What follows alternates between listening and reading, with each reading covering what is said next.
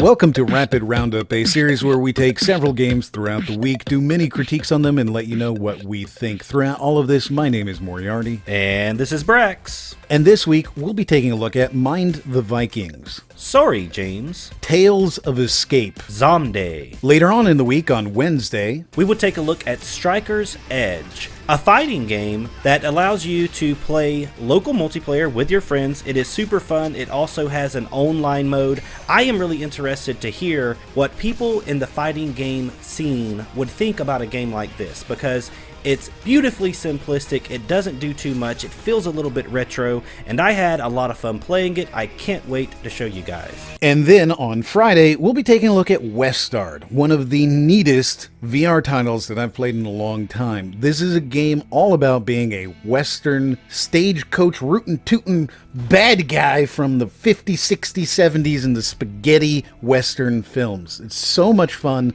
it's incredibly cool, and the shotgun is really overpowered. But for now, let's round them up. Mind the Vikings is very casual RTS where you don't really beat anybody except for surviving. So similar to They Are Billions, it's a survival RTS, only there's not, a billion zombies attacking you. It's just plain old hard to live.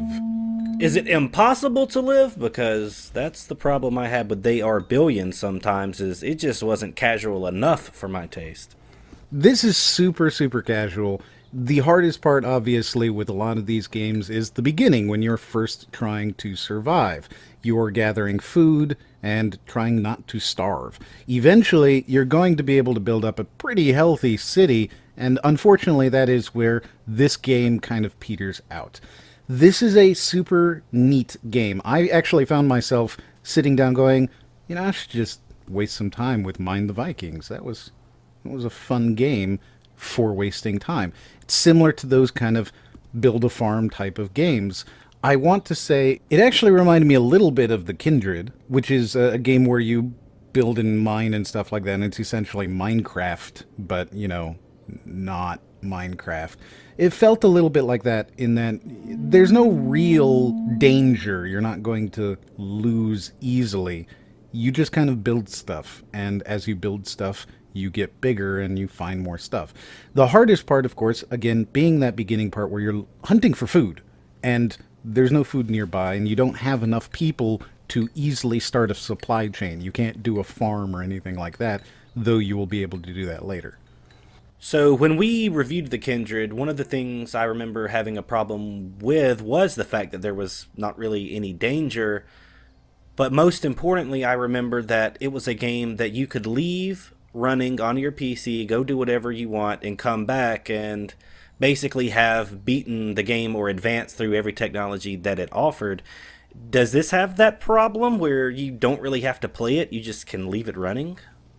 No, because with the Kindred, what we saw there was that if you just left, your guys would automatically get their food, they would complete their objectives, and everything just took a really long time. So in order to actually advance, you needed 3 or 4 hours of just nothing while they researched stuff and while they gathered the resources that you told them to do. If you tried to play it where you were constantly there, you would have nothing to do, because it literally was, go mine that mountain, I'll be back in 4 hours when the entire mountain is gone.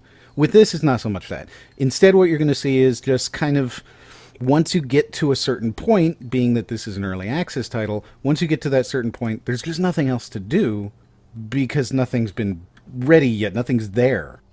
Well, let me ask you this. I understand it's in early access, but how long does it take to get to that point? A couple of hours, a couple of days, what?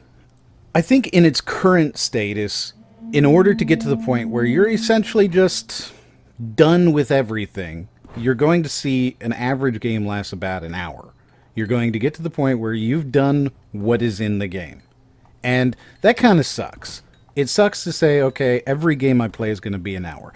But I would say that it is super, super relaxing, and it's very chill. You just kind of do your thing. And one of the nice things that I enjoyed that you don't see in a lot of these games, because they all try to be too intense, is once you reach that point where your people are starving, you don't instantly die. Instead, what happens is they start starving one by one, and, you have enough time to try to collect food. That's a nice thing, because I tell you what, in that beginning game, you're going to find a lot of time where you are dying.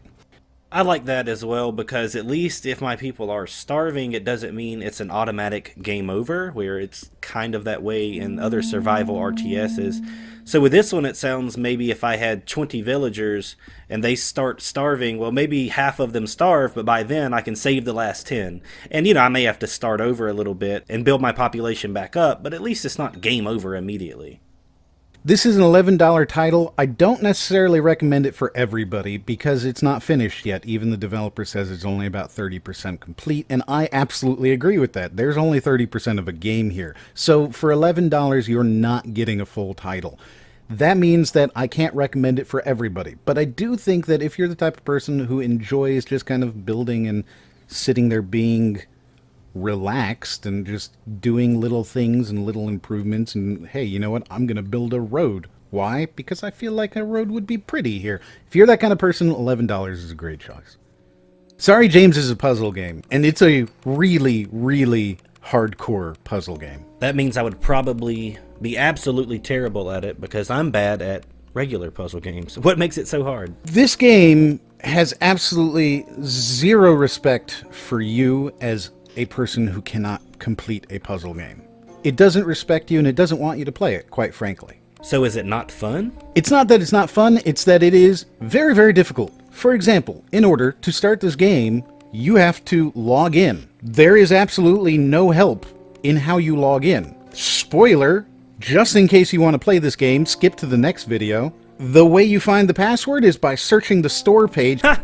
That reminds me of in Metal Gear Solid where you have to call someone and their number is on the back of the CD case. It took me forever when I was a kid to figure that out. So I kind of like that, but at the same time, it's like, how do you expect people to figure that out on their own? It's not fair. It's not fair. It's a puzzle game that extends outside of the game, and they have absolutely, like I said, zero interest in appealing to you, somebody who doesn't like puzzle games. This is a very hardcore puzzle game in that way. Once you actually log into the game, it's a little bit easier because it's essentially just little mini puzzles where you're doing logic stuff. It's actually not all that difficult. But for everyone else, it's not necessarily going to be your cup of tea. Is the story fleshed out? Is there a reason that you think you're doing all of this, or is it simply just teasing your brain and trying to overcome these really difficult puzzles the entire time without really having a reason to? There is a story, and it is a pretty decent story. In order to figure out that story, you have to go through everything. It doesn't take that long. You're probably only looking at a couple of hours, depending on how difficult it is for you to get through everything.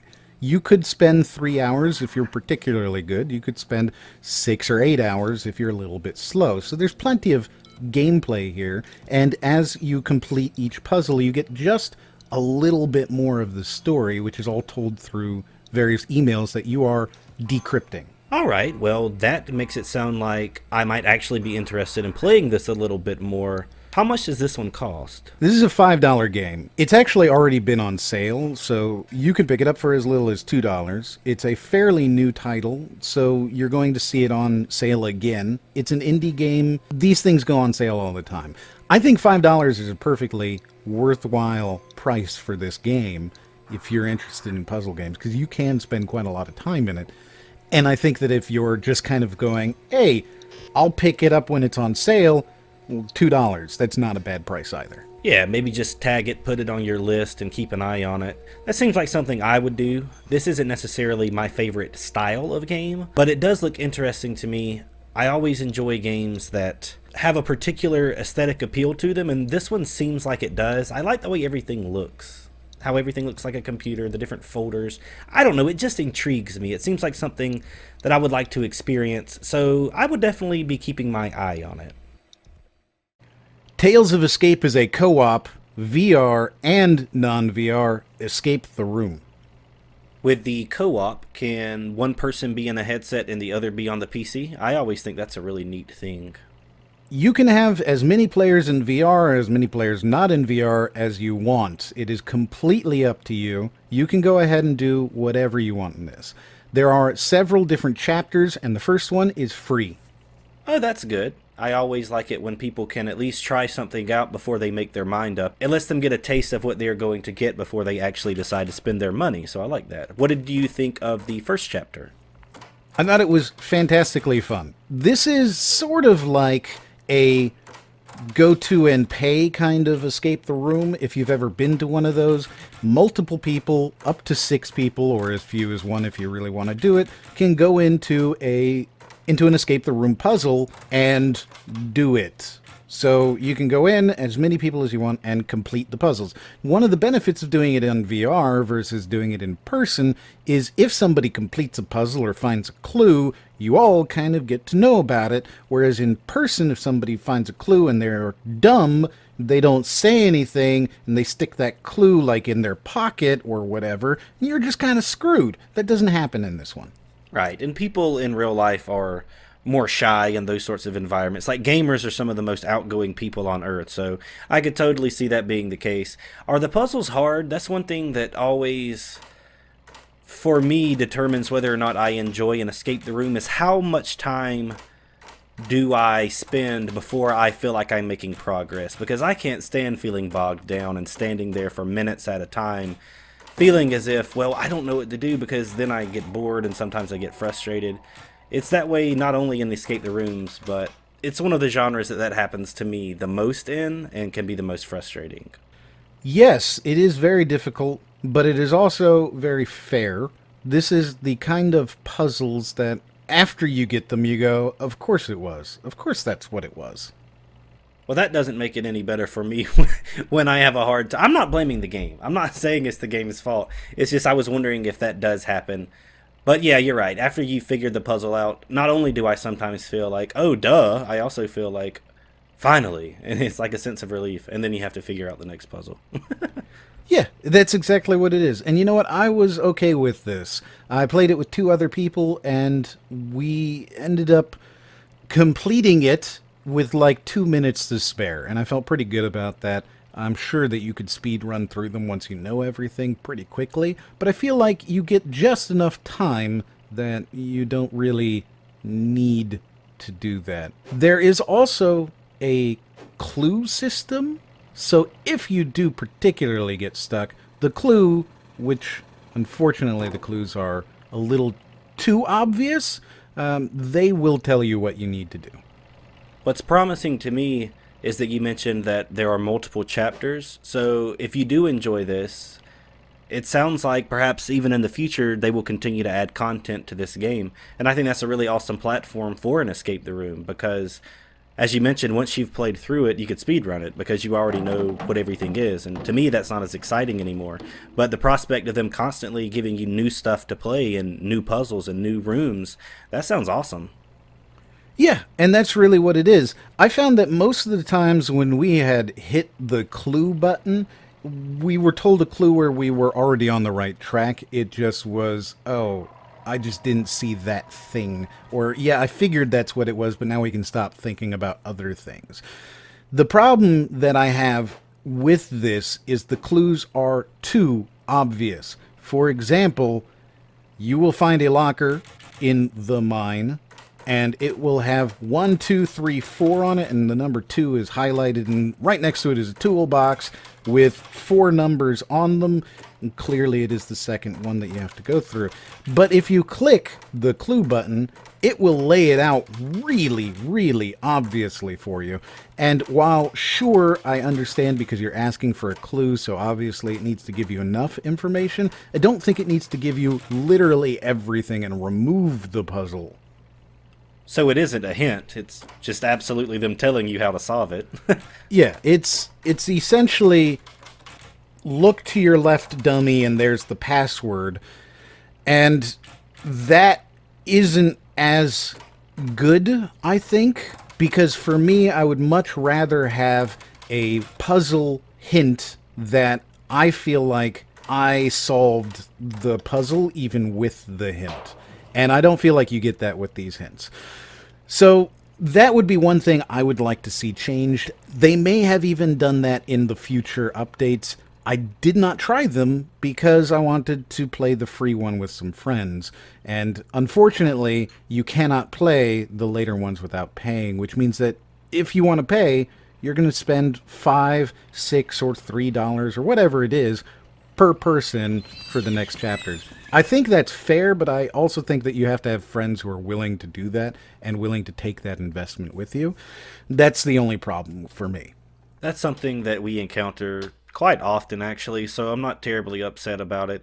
It does look like one of the better escape the rooms that I've seen, and as I've already said, I like the fact that they have lots of different kinds of content, and they will let you try the game out and then decide for yourself if you want to go and try some brand new fresh puzzles. For me, that is the most positive thing about this game, and because of that, I will recommend it.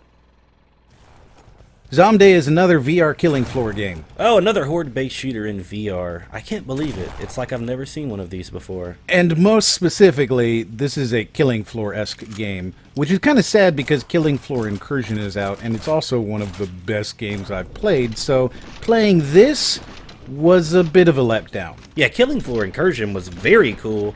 It was one of the first games that I've seen in VR that is horde-based that I went, you know what, this looks nice. Like, I actually want to play this one. And this is a Chinese knockoff of that. There is almost no difference between this and Killing Floor. If you've played Killing Floor, you understand literally everything about this game.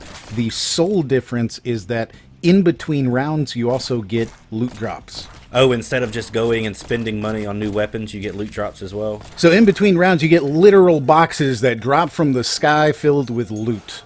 And you can also go buy stuff. I enjoyed Killing Floor.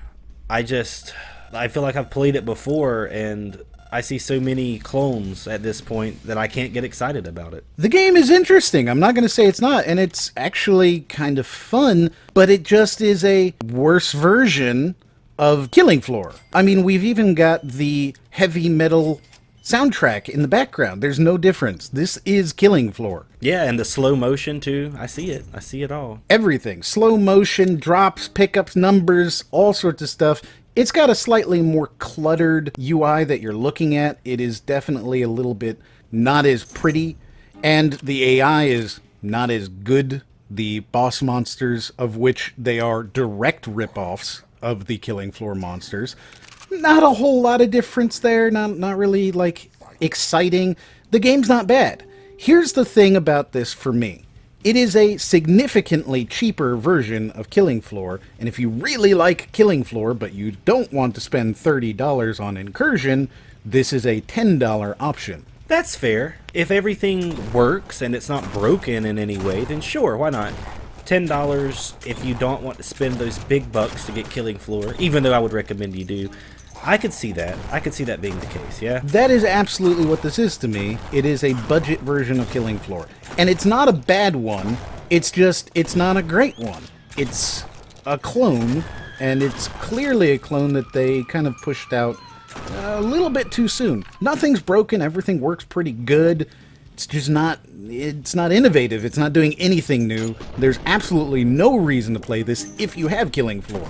So 2 weeks ago, as of now, we released our Doom video, and the Doom video did pretty well. It was well received, well enough received that John Romero and John Carmack both ended up tweeting about it. It was a splendid video, and I was thrilled to know that they at least saw it, because I knew that if people were to see that video that they would really, really enjoy it. It's just so hard sometimes to actually get your stuff out there. And when I found out that John Romero himself retweeted it and said, "This is a fine piece of work," I was absolutely so happy for you and so happy for us. I was thrilled, and it was probably the coolest news that I've received in weeks. I was like super geeking out.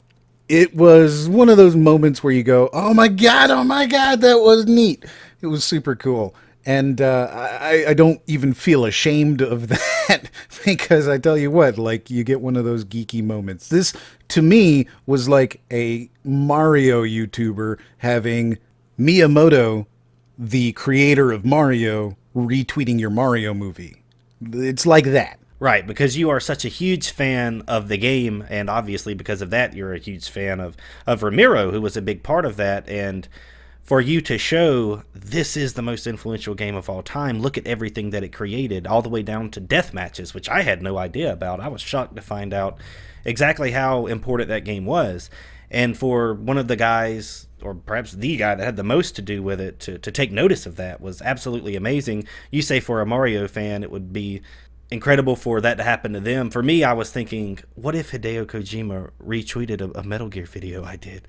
Like, that's how amazing you must have felt, because you being the fan that you are, I was excited. I can't even imagine what was going through your mind. So that was the coolest thing. It was super neat. I had a lot of fun with it. And we've had a really good conversation about it, which is fantastic. Some people have corrected me on mistakes that I've made. Some people noticed mistakes that were made in the editing. And some people just stopped being pedantic and decided to actually enjoy the conversation. So I really enjoyed that. And yes, for all of you who are watching this who are new subscribers, and you were that pedant who decided to talk about the single issue that you had, there you go. I've insulted you now. Get used to it. I feel good about it. Now we have a real relationship. We're having a real conversation, you see?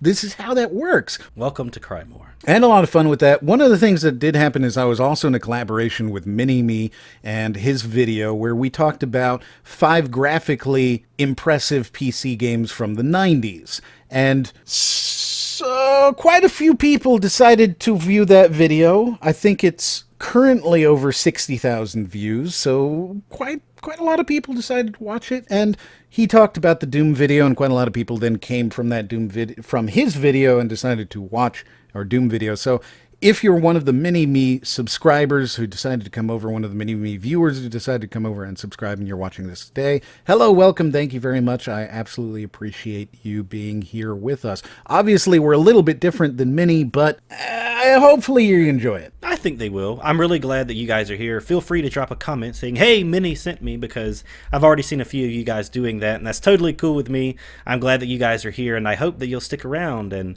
watch some of our videos. I think they're pretty good. I think Mini thinks they're pretty good, so maybe you guys will too. If you haven't seen the Mini-Me video, I will link it down below in the description. It is really, really well done, and there are 6, yes, 6 Easter eggs in this video that nobody has caught yet. 6 Easter eggs in what video? In Mini-Me's video, there are 6 Easter eggs in my script that nobody caught. I'm not sure that I did. I noticed that some of the things that you said about Doom in that video sounded eerily familiar. Am I close? Am I warm? I don't know. I'm not going to say nothing about that. All I'm going to say is there are 6 Easter eggs in this video. They are all text-based Easter eggs, and nobody caught any of them. So they're still there, waiting to be found. Now I have to go back and rewatch this video, because I mean, to be fair, I wasn't looking for Easter eggs. I'm going to go back. I'm going to find this. Nobody's found any of them, even when Mini started talking about one of them in the Discord chat. Nobody caught it. So it's absolutely not been caught. None of them have been. And if you think you can be the one to go out there and get them, hey, let us know. If you think you have an idea, his comments are insane. So if you think you have an idea, you can also leave it here, and I'll tell you if you're right. But I bet you're not. I'm going to be the first one to figure this out. Please go check it out if you haven't checked it out. If you came from there, we're really happy to have you. I will tell you that he was involved very slightly in another video that we did here. It's another Talks video. So if you did come for the Doom video, you have another one to watch there. And that is Horror Games Are Not Scary, which was one of the older Talks videos we did about 2 or 3 months ago. And I will also link that down below in the description.